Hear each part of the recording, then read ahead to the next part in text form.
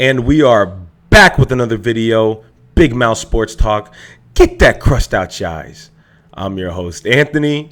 Tap that like, hit the subscribe, do the right thing.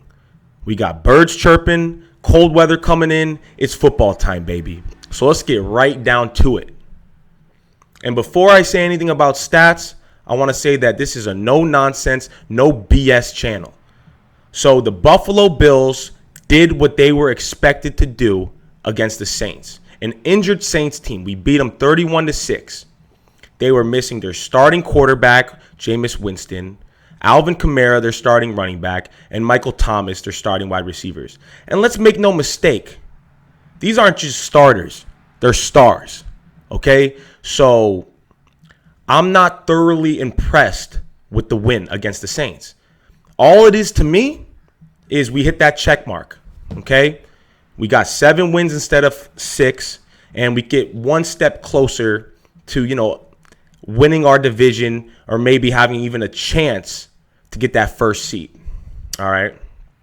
Now, with that being said, Allen, 23 for 28, 260 yards, 4 touchdowns, 2 interceptions.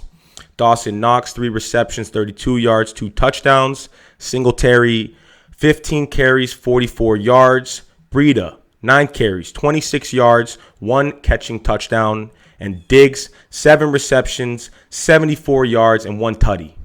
Okay? The offense did a good job at taking what the defense gave to them.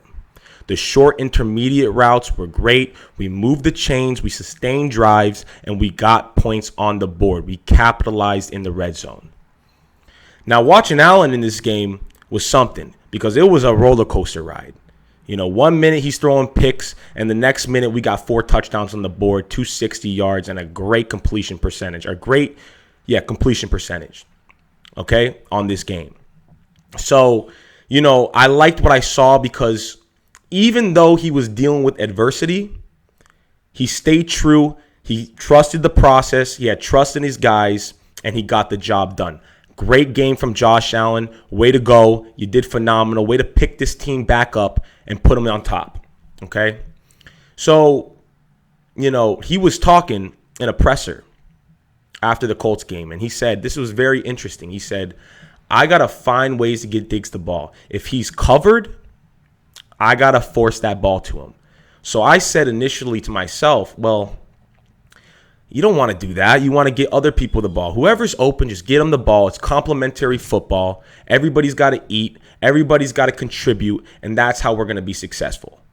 Then I said, you know what? Wait a minute. Hold up. Wait a minute. Stefon Diggs is a playmaker.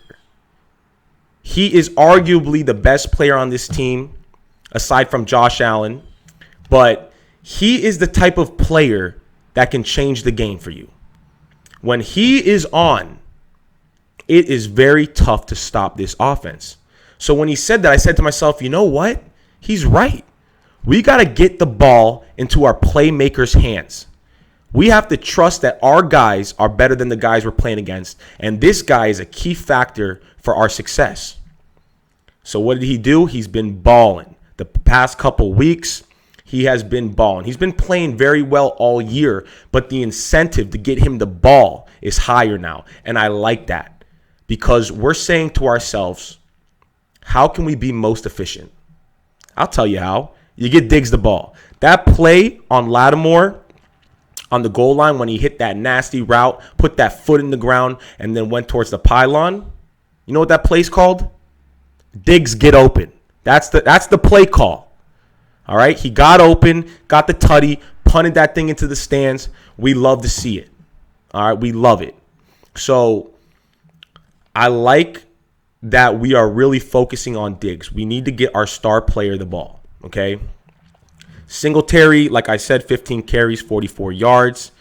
He had a pretty decent game. I mean, Singletary's one of those guys. I mean, it's hot and cold, Sometimes he runs the ball pretty damn hard. You say to yourself, this is a good enough running attack to where Allen doesn't have as much pressure on his shoulders.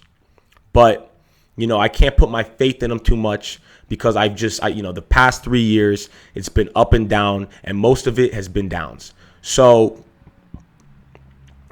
Breida, on the other hand, 9 carries, 26 yards. Great screenplay, nice running, good touchdown. I mean, good job, Breida, getting that touchdown. But, I don't even know if he's better than Singletary, to be honest with you.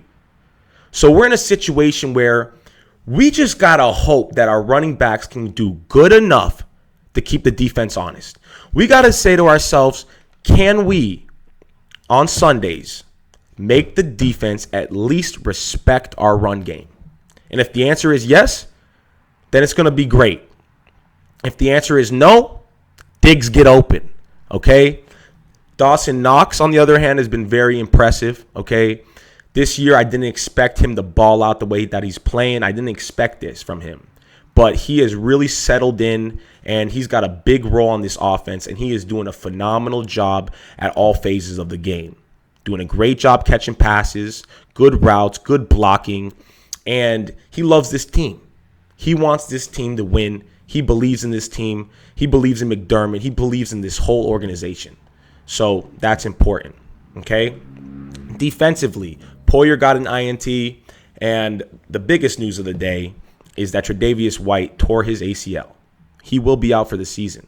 That means Jackson's got to step up. So it's not going to be easy now, boys. It's not going to be easy, ladies and gentlemen, because that's our lockdown corner. And Levi Wallace is suspect.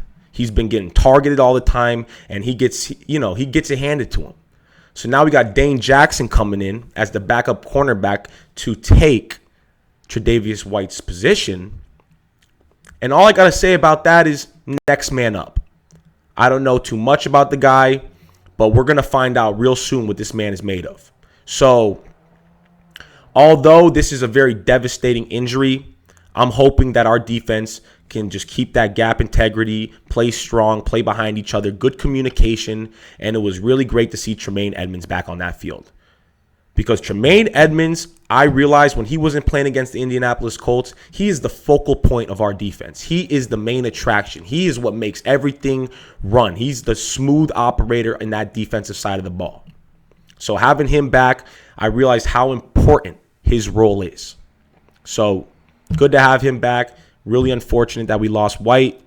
But like I said, next man up. Okay? So Mario Addison, 1 sack. Ed Oliver, 1 sack. Good pressure overall from the defensive line. We set the line of scrimmage. We played well.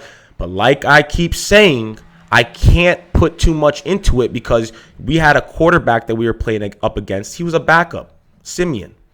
I think Tyson Hill's better than him. I think he had a foot injury, so he couldn't play. But I think Tyson Hill would have been more dangerous.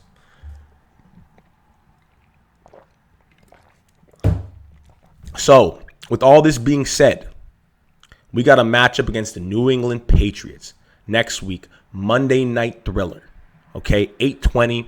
Tune in, get the popcorn, get ready. Get the chicken, popcorn, beers, everything. Because this is going to be a show. And this is the kind of game that is going to set us up for the rest of this year. This game has a lot of importance on it because a lot of people are saying, oh, the Buffalo Bills only beat bad teams. They do what they have to do against bad teams. They blow out bad teams. Okay? Well, we beat the Chiefs. That's a damn good team, and we put up a hell of a fight against a healthy Tennessee Titans team. Okay, A.J. Brown, Derrick Henry, we all playing at this point, and we had a real shot to win that game. So we can be competitive against good teams. It is shown that we have been competitive against great teams.